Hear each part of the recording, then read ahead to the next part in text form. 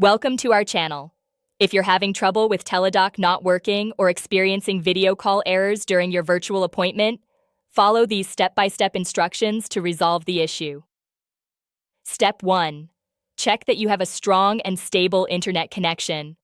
Test your speed using a browser or another app, as video calls require good bandwidth for smooth operation. Step 2. Open your device settings and ensure that Teladoc has permission to access your camera and microphone.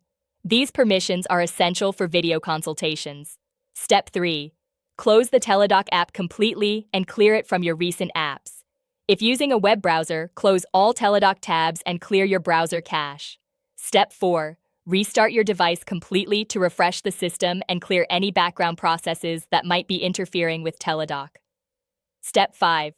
If using the Teladoc app, check for updates in your app store and install the latest version. For browser users, make sure you're using an updated version of Chrome, Safari, or Firefox. Step 6.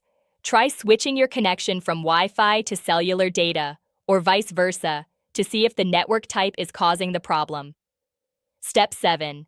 If video calls still fail, test your camera and microphone using another video app to ensure your device hardware is working correctly.